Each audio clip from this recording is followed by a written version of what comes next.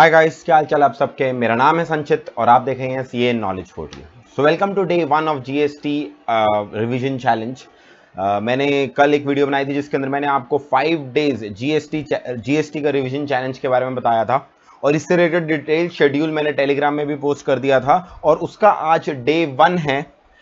Day 1 मैंने revision के topics कौन से रखे थे आज के लिए। पहला चैप्टर जो कि हमारा बेसिक्स ऑफ जीएसटी है और दूसरा चैप्टर जो सप्लाई अंडर जीएसटी है। अब मैंने जो ये मॉक टेस्ट डिजाइन किया है ये इन्हीं दो चैप्टर्स का डिजाइन किया है और मैंने इन चैप्टर के अंदर ध्यान देना, वैसे आपके स्टडी मटेरियल में देखोगे तो सप्लाई अंडर जीएसटी में कॉम्पोजिशन स्कीम भी वहीं दे रखी है, बट क्योंकि मेरे मॉड्यूल में कॉम्पोजिशन स्कीम का एक अलग चैप्टर मैंने बना रखा है लास्ट में, तो मैंने इस मॉक टेस्ट में मॉक टेस्ट नंबर 1 में कॉम्पोजिशन स्कीम के कोई भी क्वेश्चंस इंक्लूड नहीं किए हैं। इसलिए अगर आप सोच रहे हैं कि इसमें कॉम्पोजिशन कहां चलेगा, वो तो इतना इंपॉर्टेंट टॉपिक है, तो उसके लिए हम जो वो डे 5 के शेड्यूल में मैंने आपके लिखा हुआ, तो वो डे 5 में मॉक टेस्ट नंबर 5 आएगा, उसमें कॉम्पोजिशन स्कीम के क्वेश्चन मिलेंगे। हाँ, इसके अंदर मैंने लेट से इमूवेबल प्रॉपर्टी को पढ़ाते पढ़ाते उसके साथ साथ की वाली एग्जेम्पशन डिस्कस कर रखी थी अगर अपनी बुक में, तो वो छोटे मोटे पॉइंट्स मैं डालता गया। सिमिलरली जैसे रिवर्स चार्ज की एंट्री अगर मैंने कोई सप्लाई चैप्टर में ही अपनी बुक में दे रखी है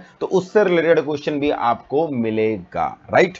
सो ये जो मॉक टेस्ट है मैंने 30 मार्क्स के रखे हैं, जो हम जब तक टॉपिक वाइज लेंगे तो हमारे मॉक टेस्ट 30 मार्क्स की वेटेज के मिलेंगे आपको, और जो लास्ट मॉक टेस्ट मिलेगा जो कि फुल सिलेबस का है वो ज्यादा वेटेज का मिलेगा, उसको मैं 40 मार्क्स का रखूंगा, या अगर ये मैं सोच रहा हूं 50 मार्क्स का भी रखूं। वैसे हमारे एग्जाम में 40 मार्क्स का आना है, बट एक बार हम फुल सिलेबस टेस्ट में जब बनाऊंगा, अभी तक मैंने बनाया नहीं, तो उस समय देखूंगा कि कितने मार्क्स का रखना है। अभी आपको ये 30 मार्क्स के टेस्ट मिलेंगे। इसके लिए मैंने टाइम लिमिट कैसे रखी है, वैसे एग्जाम में टिपिकली आपके कोई डिमार्केशन तो होती नहीं है, 3 घंटे आपको पूरे 100 मार्क्स के मिलते हैं।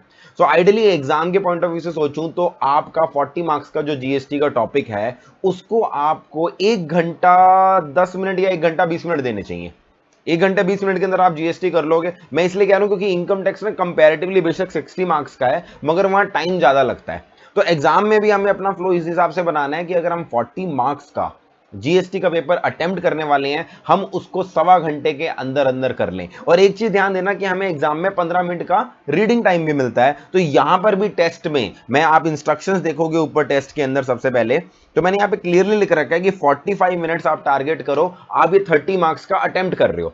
वहां पर 1.25 घंटा था, तो मैंने यहां पर आपकी प्रैक्टिस बनाने के लिए क्या किया, 30 मार्क्स का टेस्ट आप कोशिश करोगे 45 मिनट्स के अंदर कवर करने के लिए, मगर 5 मिनट आप अपने आप को अलग से दे सकते हो फॉर रीडिंग। तो वहां 15 मिनट में से आप मान के चलो 10 मिनट आप इनकम टैक्स को दोगे एग्जाम में, 5 मिनट में आदत डालनी है हमें कि हम जीएसटी के अपने टेस्ट को या वहां पर पेपर को रीड कर सके। तो 5 मिनट अपना रीडिंग रखना और 45 मिनट्स अटेम्प्ट करने के लिए रखना। 8 क्वेश्चन मैंने इसके अंदर एमसीक्यू बेस्ड डाले हैं और बाकी जो आपका 22 मार्क्स का पेपर होगा वो डिस्क्रिप्टिव टाइप है, जिसके अंदर केस स्टडी बेस भी दे रखे हैं मैंने और थ्योरी बेस भी दे रखे हैं। चलिए अब स्टार्ट करते हैं एक बार। आई होप आप सब ने अभी तक खुद टेस्ट कर लिया होगा, और अभी तक नहीं किया तो पहले खुद अटेम्प्ट करना है भाई टेस्ट, उसके बाद ही लास्ट में आपने आंसर या ये वीडियो देखनी है। तो पहले आप जरूर खुद अपनी तरफ से कोशिश करोगे टेस्ट को करने के लिए, and only at the last you will see this video. हाँ जी, पहले एमसीक्यू क्वेश्चन डिस्कस करते हैं। सबसे पहले MCQ question, which of the following is not a member of GST council. अब जीएसटी काउंसिल की जो सारी कॉम्पोजिशन है वो हमें कहां दे रखी है, आर्टिकल 279 ए में, जिसके अंदर सेंट्रल गवर्नमेंट को रिप्रेजेंट करने के लिए 2 लोग आते हैं, फाइनेंस मिनिस्टर आता है और minister of state in charge of finance, जो कि आज की डेट में अनुराग ठाकुर हैं, वो आते हैं। उधर से स्टेट्स अपने अपने कोई भी डेजिग्नेटेड मिनिस्टर को या फाइनेंस मिनिस्टर को भेजते हैं। तो ध्यान देने वाली बात यह है कि सेंट्रल गवर्नमेंट के सिर्फ 2 मिनिस्टर हैं। तो अगर हम यहां पे पढ़े union finance minister he is a part, तो यह आंसर गलत हो गया। Union minister of the state, ये भी गलत।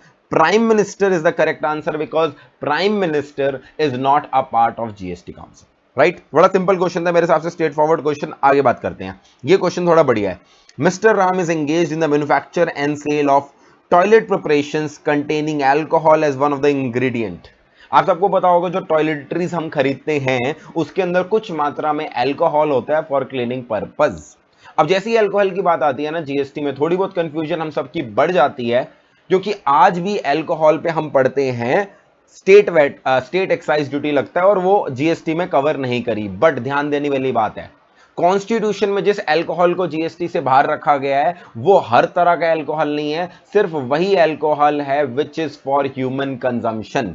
That part of the alcohol जिसे इंडस्ट्रियल अल्कोहल बोलते हैं, which is used for making toiletry preparations या फिर आप बोल सकते हो मेडिसिनल प्रिपरेशंस, उसको जीएसटी में कवर कर रखा है, that has not been excluded. So इस क्वेश्चन को पहली लाइन को पढ़ के आपको समझ जाना चाहिए, सिर्फ यहां पर हम कंफ्यूजन क्रिएट करने वाले हैं क्वेश्चन के अंदर अल्कोहल वर्ड यूज करके, अदरवाइज यहां पर जीएसटी लगेगा।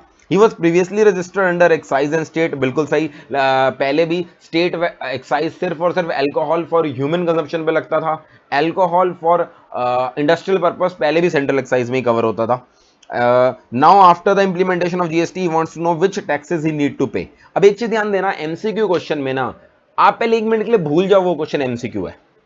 अटेम्प्ट करने के लिए ना अगर सीधा आप अपना आंसर को ऑप्शंस पे ढूंढने लग जाओगे ना, तो मान के चलना आईसीआई आपको इस तरह के ऑप्शंस देगा कि वो आपको कंफ्यूज कर देगा। So first thing that you need to do is, जब भी आप क्वेश्चन पढ़ोगे एमसीक्यू का, अपने दिमाग में उसका आंसर बना लो एज इफ ये केस स्टडी बेस्ड क्वेश्चन है और मुझे खुद आंसर लिखना है।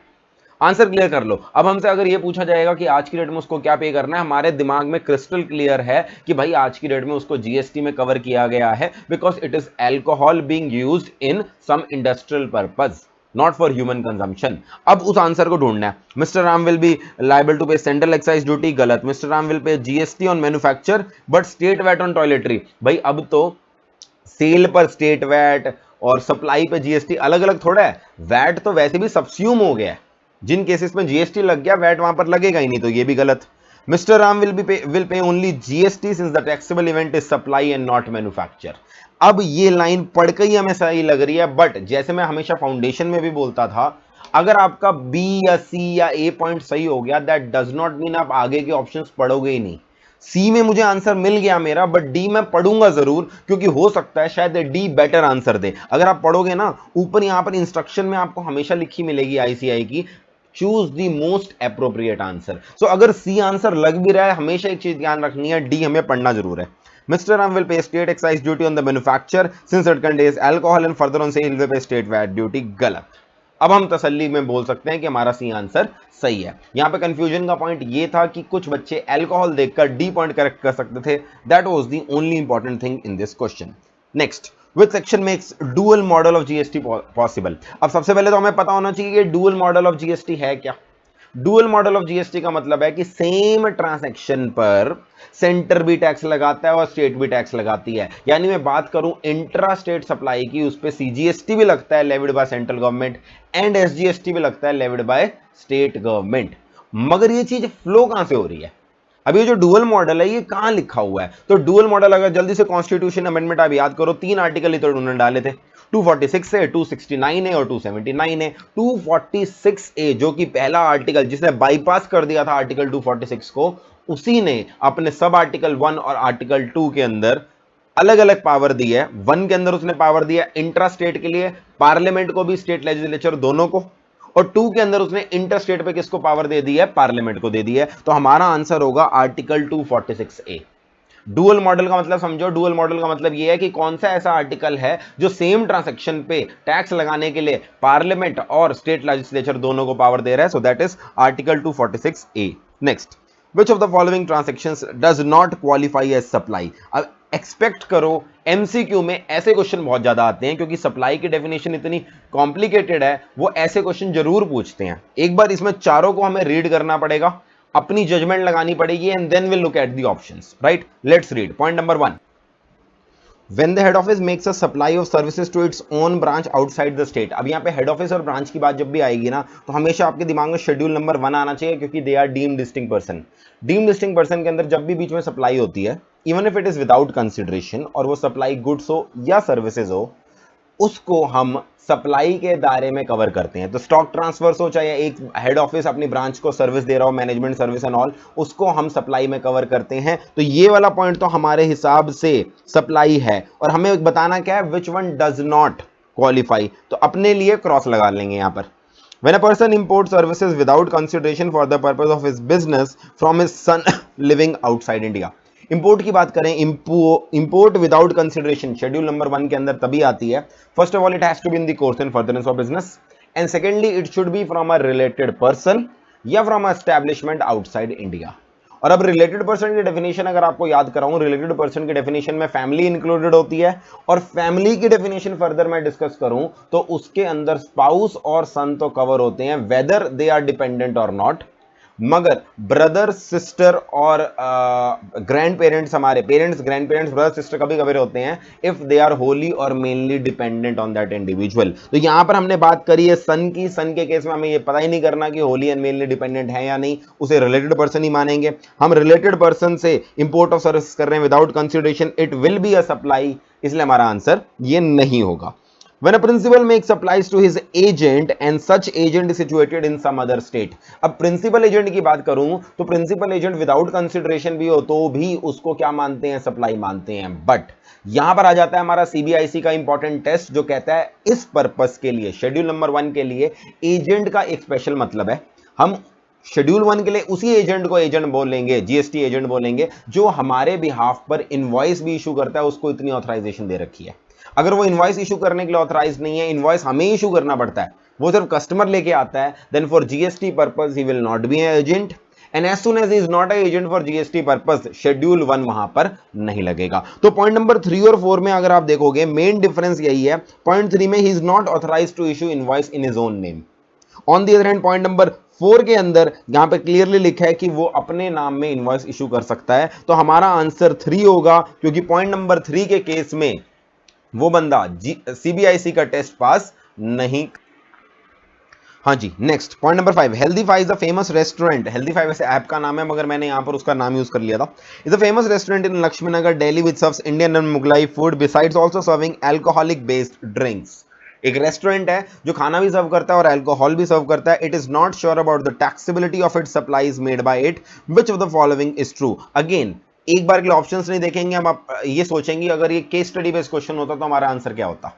आज की डेट में अगर एक रेस्टोरेंट है, फूड सप्लाई कर रहा है और अल्कोहल भी सप्लाई कर रहा है, तो पहली बात तो supply of food and beverage schedule 2 के हिसाब से सप्लाई ऑफ सर्विस माना जाता है, ऑल्दो उसके अंदर गुड्स एंड सर्विसेज दोनों जाते हैं। मगर शेड्यूल नंबर 2 ने ऐसी कॉम्पोजिट सप्लाई को हमेशा सप्लाई ऑफ सर्विस बोलने के लिए कहा है।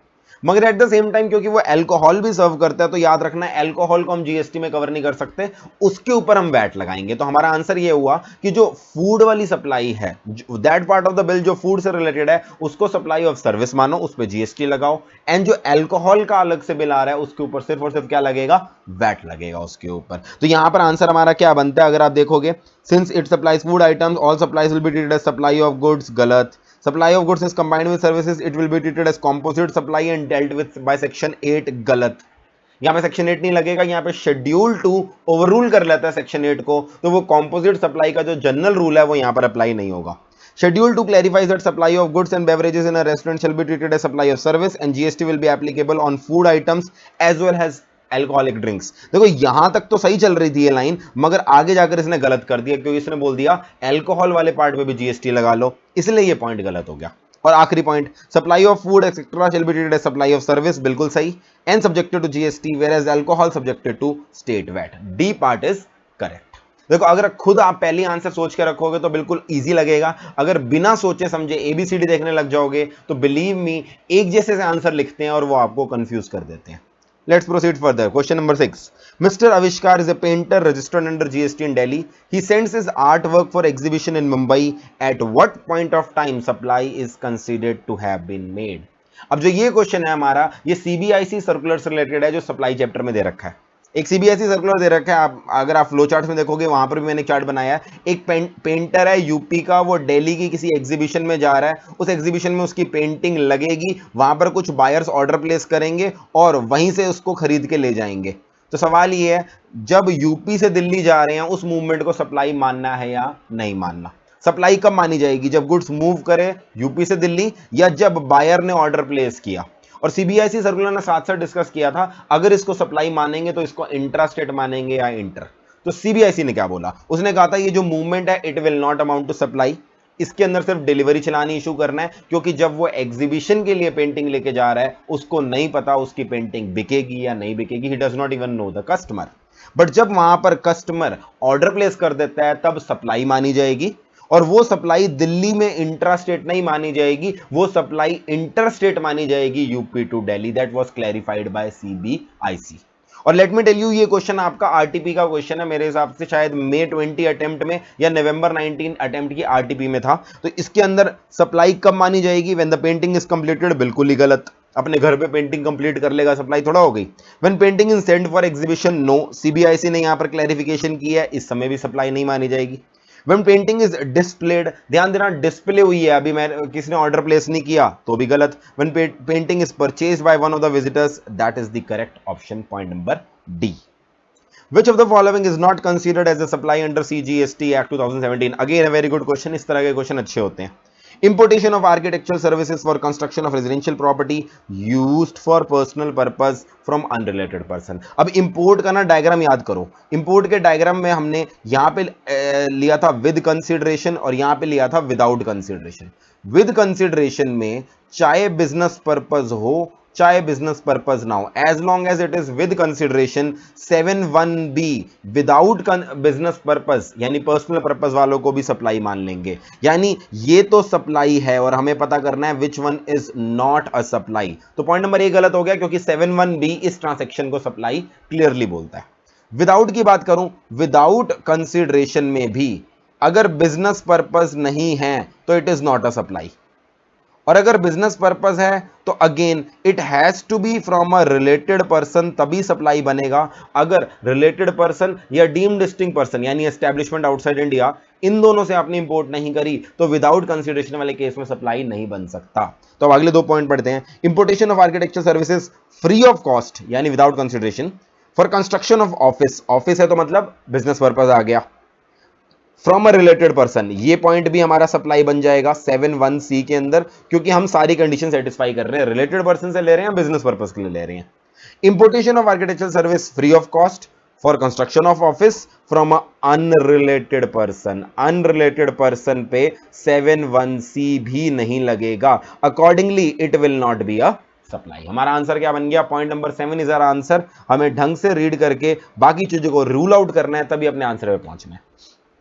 Point number 8. Which of the following cases will be treated as supply of services in accordance with the GST law? Again a very good question, क्योंकि इसके अंदर हमारा सेक्शन 7 पूरी तरह से यूज हो जाएगा। वो हमें 5 ट्रांजैक्शन बता रहा है और लास्ट में पूछ रहे हैं इनमें से कौन सी सप्लाई ऑफ सर्विसेज है। पहले पांचों को कैटेगराइज करना है एज इफ ये क्वेश्चन एमसीक्यू ना होकर डिस्क्रिप्टिव होता, तो हमने आंसर सोचना है।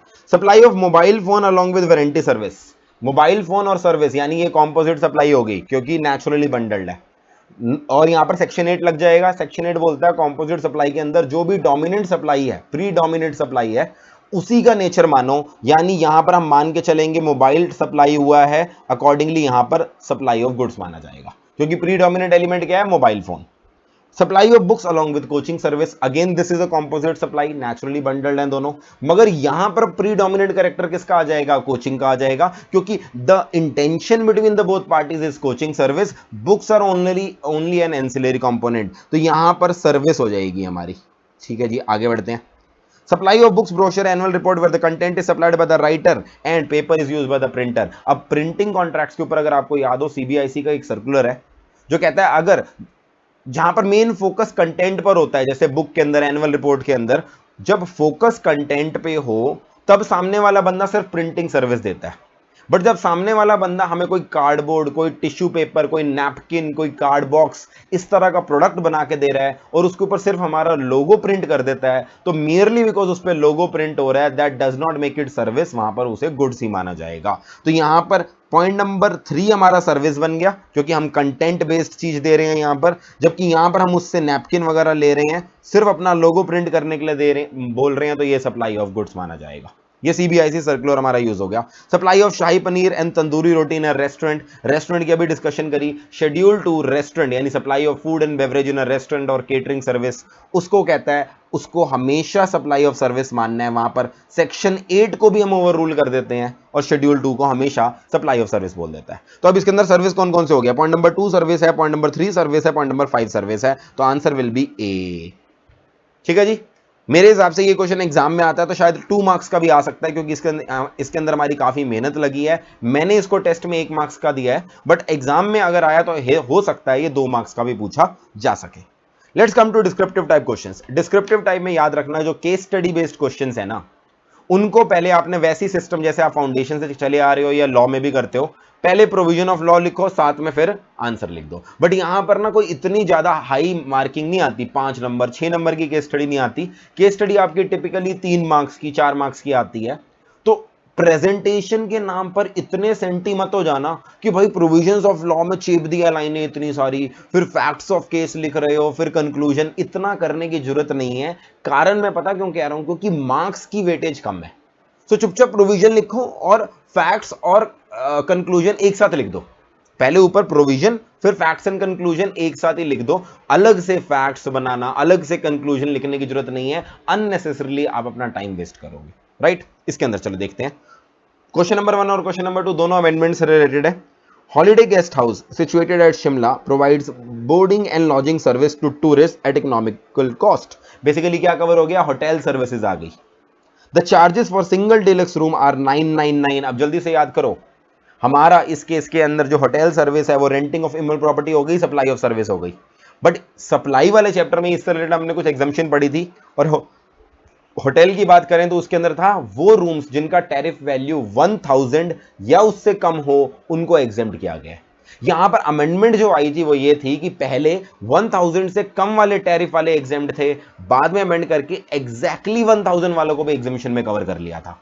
राइट, ये अमेंडमेंट मई के लिए आई थी, बट मई के एग्जाम नहीं हुए, इसलिए नवंबर में भी ये चीज पूछी जा सकती है। तो यहां पर 999 का रूम है, कोई दिक्कत नहीं है। अमेंडमेंट से पहले भी एग्जाम्प्ट था, अमेंडमेंट के बाद भी एग्जाम्प्ट है। Mister X has booked 1 deluxe room for 2 days। You are required to determine whether GST is payable by holiday guest house और नो और नॉट। 2 days से घबरा मत जाना।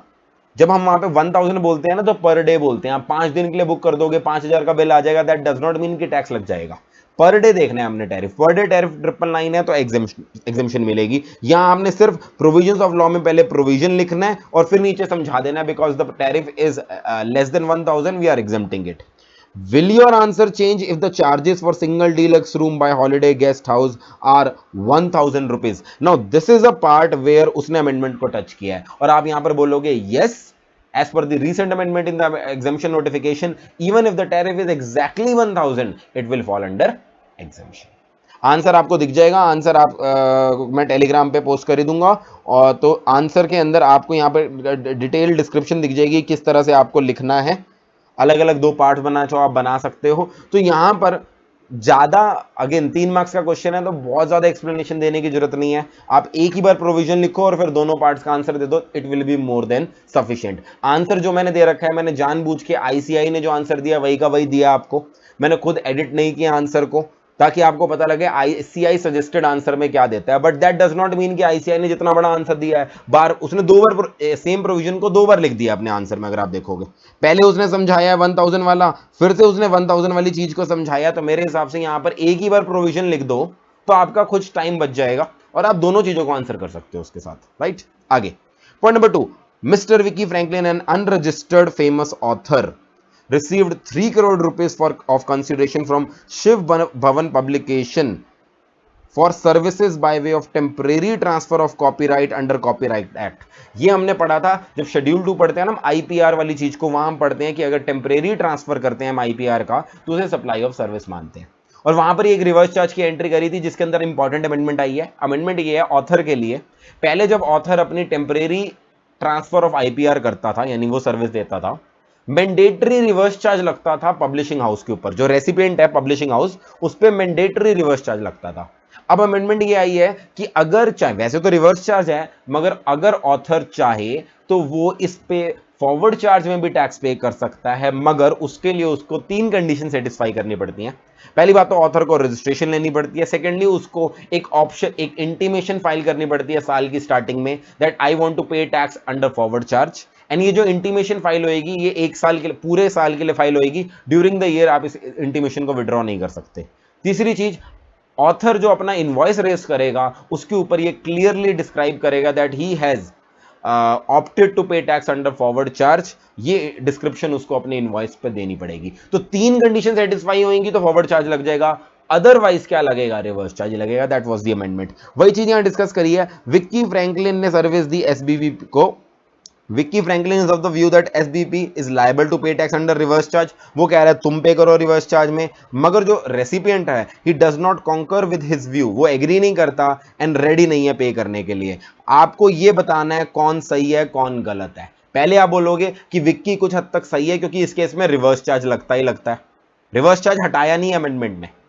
मगर यहां पर लिखा है if the view of Vicky is correct then what is the recourse available to Vicky to comply with the requirements. अगर एसवीबीपी पूरी तरह से मना कर दे, एस विक्की का वैसे कहीं ना कहीं इन्होंने आंसर तो अपने क्वेश्चन में दे दिया। विक्की का व्यू ठीक है कि रिवर्स चार्ज लगेगा, मगर अगर रेसिपिएंट मानता नहीं है तो विक्की को 3 कंडीशन सेटिस्फाई करनी है जो भी मैंने डिस्कस किया, and in that case Vicky खुद फॉरवर्ड चार्ज में टैक्स पे कर सकता है। तो question number 1 and question number 2 दोनों आईसीआई के क्वेश्चन है, शायद मॉक टेस्ट में आए थे आरटीपी में, मुझे एग्जैक्टली याद नहीं, मगर ये May 20 के समय आए थे क्वेश्चन और दोनों अमेंडमेंट्स रिलेटेड हैं।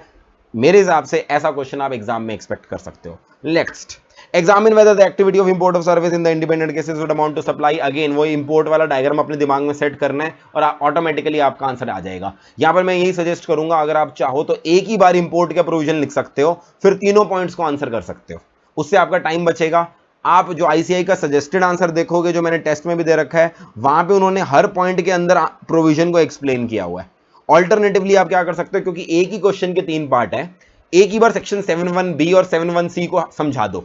डायग्राम बनाना है, वो जो फ्लो चार्ट में बनवाता हूं वो बनाना है, साथ साथ वो भी बना दो। समझाने के बाद फ्लो चार्ट से भी आप उसको बता सकते हो। एक बार आपने ये प्रोविजन लिख दिया, उसके बाद आप तीनों को आंसर कर सकते हो। अच्छा, बहुत बार बच्चे पूछते हैं कि सर हम अपने आंसर में क्या फ्लो चार्ट बना सकते हैं। देखो, फ्लो चार्ट तभी बनाना आंसर में, फ्लो चार्ट में ना हम पूरे पूरे इंग्लिश के सेंटेंस नहीं लिखते, सिर्फ हम ऐसे लिख के एक वर्ड बना के छोड़ जाते हैं। अब ये अगर आप फ्लो चार्ट बना के आंसर में फ्लो चार्ट बना रहे हो ना अपना वो वाला, तो फिर आपको ये ध्यान रखना है कि आपको पूरे इंग्लिश के वर्ड्स लिखने पड़ेंगे। मैंने तो भाई जो आपको फ्लो चार्ट दिए हैं उसके अंदर की टर्म्स लिखता गया, वहां पर ग्रामर का ध्यान नहीं दिया, मगर एग्जाम में आपको पूरे पूरे सेंटेंस लिखने हैं। 7(1)(b) अगर not in the course of business, वो नीचे लिखना है it will be treated as supply, पूरी लाइन लिखनी है। इस तरह का फ्लो चार्ट बना रहे हो तब तो आप एग्जाम में बनाओ, अदरवाइज आप डिस्क्रिप्टिव फॉर्म में आंसर लिखो, दैट इज माय सजेशन। तो यहां पर एक बार देखें, miss Shruti Kaushik received vastu consultancy services for her residence, business purpose नहीं है, from mister Rachel of Sydney, the amount paid is $5,000। Without consideration नहीं है, विद कंसिडरेशन है, with consideration but not in the course of furtherance of business. 7(1)(b) apply हो जाएगा और ये supply बन जाएगा। अब यहां पर बच्चों को याद होगा, कुछ बच्चों को जो इंटेलिजेंट बच्चे हैं, कि बेशक 7(1)(b) से सप्लाई बोलती है, मगर ये सप्लाई एग्जेम्प्ट है, क्योंकि OIDAR सर्विसेज को छोड़कर बाकी सबको एग्जेम्प्ट कर रखा है अगर वो नॉन बिजनेस पर्पस के लिए रिसीव होती हैं। मगर क्वेश्चन ने हमसे पूछा नहीं है, तो यहां पर एक्स्ट्रा ज्ञान देने की जरूरत नहीं है, कई बार ज्यादा आने के चक्कर में भी गलत हो जाता है। अब यहां पे बच्चा हो सकता है बोल दे नहीं नहीं नहीं नहीं, यहां पे तो टैक्स नहीं लगेगा। पूछा ही नहीं तुमसे टैक्स लगेगा या नहीं लगेगा, तुमसे पूछा है कि सप्लाई है या नहीं, चुपचाप सप्लाई है या नहीं उतना आंसर करो और दैट्स इट, इतना ही चाहिए हमें। Next, miss Shruti Kaushik received vastu consultancy service for her resident located at Bandra from her son Mr. Varun residing in Sydney. Miss Shruti did not pay any consideration. Without consideration है, residence के लिए। अगर without consideration and not in the course on furtherance of business हो तो 7(1)(c) भी नहीं लगेगा, accordingly ये सप्लाई के दायरे में नहीं आएगा। Point number C, Miss Shruti Kaushik received vastu services for her business from her son, consideration नहीं है, तो यहां पर कंसिडरेशन भी खत्म, course and furtherance of business है, and son is covered under family की definition, so he is a related person. तीनों पॉइंट सेटिस्फाइड, तो 7(1)(c) read with schedule number 1 लग जाएगा और ये सप्लाई बन जाएगी। राइट, अब इसके अंदर एक्स्ट्रा लिखने की जरूरत नहीं, रिवर्स चार्ज लगेगा, ऐसा होगा, प्लेस ऑफ सप्लाई होगा, सेल्फ इनवॉइस, ये सब आपको पता होना चाहिए, बट आंसर उतना ही देना है जितना क्वेश्चन पूछ रहा है। ठीक है, क्वेश्चन नंबर 4 और क्वेश्चन नंबर 5 थोड़े डिस्क्रिप्टिव टाइप के क्वेश्चन है, एक एग्जाम में बार बार पूछे जाते हैं इसलिए मैंने इंक्लूड करे। Non performance, tolerating non performance of the contract. अब आपको याद अगर मैं कराऊं, tolerating non performance of the contract वाली सर्विस शेड्यूल 2 के अंदर स्पेसिफिकली लिखी है कि इसे सप्लाई ऑफ सर्विस माना जाता है। आप पहले समझाएंगे, पहले तो समझाओ ये टॉलरेशन ऑफ एक्ट होता क्या है। कॉन्ट्रैक्ट में टिपिकली अगर एक पार्टी डिफॉल्ट कर देती है तो दूसरी पार्टी को कुछ लिक्विडेटेड डैमेजेस पे करना पड़ता है, इसे टॉलरेशन ऑफ एक्ट बोलते हैं। उसको सिर्फ आम भाषा में समझा दो, फिर उसको समझाओ कि ये 7(1) में सप्लाई कैसे है, क्योंकि यहां पर एक्टिविटी हो रही है, टॉलरेशन, कंसिडरेशन आ रही है, and it is in the course and furtherance of business. Business में आता है ना इंसिडेंटल एक्टिविटीज भी आती है, तो पहले आपने मतलब समझाया, फिर ये समझाया ये सप्लाई कैसे है, फिर समझाओ कि ये शेड्यूल 2 के हिसाब से सप्लाई ऑफ सर्विस है, और लास्ट में अगर आप चाहो लास्ट में, जैसे यहां पर 4 मार्क्स 4 पॉइंट लिखना चाहते हो, तो एक आखिरी चीज समझा सकते हो कि टॉलरेशन ऑफ एक्ट ना एक केस के अंदर एग्जेम्प्ट होती है। कौन से केस में एग्जेम्प्ट होती है? गवर्नमेंट के केस में। अगर government toleration of an act कर रही है और किसी कॉन्ट्रैक्ट में लिक्विडेटेड डैमेजेस ले रही है, तो हम एग्जेम्पशंस चैप्टर में ये चीज पढ़ते हैं कि वो एग्जेम्प्ट है। तो ये आखिरी पॉइंट आपकी मर्जी है, अगर आप चाहो तो लिख सकते हो, मगर अगर डिस्क्रिप्टिव में सिर्फ इतना भी लिखोगे मेरे हिसाब से आपको मार्क्स मिल जाएंगे। ठीक है, ये आखिरी चीज एक्स्ट्रा नॉलेज। अभी तो मैं आपको बोलूंगा कि आपको चैप्टर 2 रिवाइज करने के लिए बोला था, मगर एग्जाम में अगर ये चीज आपके दिमाग में याद आ रही है कि टॉलरेशन ऑफ एक्ट गवर्नमेंट की एग्जेम्प्ट होती है, तो आप लिख सकते हैं, क्योंकि उन्होंने कोई आपसे स्पेसिफिक क्वेश्चन नहीं पूछा, उन्होंने ओपन एंडेड क्वेश्चन पूछा है कि टॉलरेशन ऑफ एन एक्ट, उसके ऊपर जो liquidated damages toleration of non performance के ऊपर आपने नोट लिखना है एक तरह से। लास्ट चीज, what are the deficiencies of the existing indirect system, ये तो हम पूरे चैप्टर 1 के अंदर पढ़ते ही हैं। यहां पे जो मैंने आंसर दे रखे हैं ना, वहां पे डिस्क्राइब काफी कुछ कर रखा है। आप चाहो तो ज्यादा डिस्क्रिप्शन ना दो, सिर्फ ये समझा दो कि कैसे पहले वैट का क्रेडिट नहीं मिलता था सर्विस प्रोवाइडर्स को, सीएसटी का किसी को भी नहीं मिलता था, एक्साइज ड्यूटी और सर्विस टैक्स का क्रेडिट अपना जो प्योर ट्रेडर्स हैं उनको नहीं मिलता था। फिर आप समझा दो कि एक ही मैन्युफैक्चरर और ट्रेडर के जो बंदा मैन्युफैक्चर करता था और बेचता था, उसको सेम चीज के ऊपर एक्साइज और वैट लगाना होता था, जिस वजह से एक्साइज के कंपोनेंट के ऊपर वैट लग जाता था। अपनी लैंग्वेज में समझाना है। और लास्ट चीज, कुछ केसेस ऐसे होते थे जहां पर गुड्स और सर्विस की डिमार्केशन करनी मुश्किल होती थी, तो ये चीज आप अपनी लैंग्वेज में समझा सकते हो। मैंने यहां पर बुक में से कॉपी पेस्ट किया अपनी खुद की, तो वहां पर थोड़ी एक्सप्लेनेशन लेंथी है। अगर आपको एग्जाम में लग रहा है यार इतना टाइम नहीं है कि एक पॉइंट के ऊपर हम इतनी इतनी बड़ी बड़ी लाइन लिखें, तो आप ये जो डिस्क्रिप्शन है, ये जो एक्सप्लेनेशन है, इसको थोड़ा कट शॉर्ट कर सकते हो। मगर हाँ, मैं ये बोलूंगा कि हेडिंग इस तरह की डाल दो इन तरह के क्वेश्चंस में कि हेडिंग से क्लियर हो जाए। जैसे यहां पर क्लियर हो रहा है credit of excise not available to pure trader, अगर आपने इस तरह की हेडिंग डाल दी तो अंदर का कोई पढ़ने भी नहीं वाला। हेडिंग्स का ध्यान रखना। और डिस्क्रिप्टिव क्वेश्चन में आपको बोल दूं, यूजुअली एग्जाम में जो लास्ट क्वेश्चन होता है वो डिस्क्रिप्टिव टाइप ही आता है। आप चाहो तो उसे ऑप्शनल निकाल सकते हो, बट कई बार यार कोई और क्वेश्चन हमें नहीं आता होता, तो आपने डिस्क्रिप्टिव के लिए भी तैयार रहना है। And let me tell you again, they are not expecting law की language in your descriptive questions. आप अपनी लैंग्वेज लिख सकते हो, सेक्शन नंबर याद है तो अच्छी बात है, नहीं तो एज पर जीएसटी लॉ लिख के कुछ भी लिख सकते हो आप, एज पर जीएसटी लॉ या as per the provisions of GST law as amended, इस तरह से लाइन लिखकर आगे अपने प्रोविजन को लिख सकते हो। बात समझ में आ रही है? चलिए, this was mock test number 1। कल हम आएंगे मॉक टेस्ट नंबर 2 के साथ, और कल का टारगेट आप सबको पता है क्या है हमारा टारगेट कल का? रजिस्ट्रेशन वाला चैप्टर और साथ साथ टाइम ऑफ सप्लाई वाला chapter. So be prepared, tomorrow will be having a new mock test. I will see you tomorrow. Thank you so much, bye.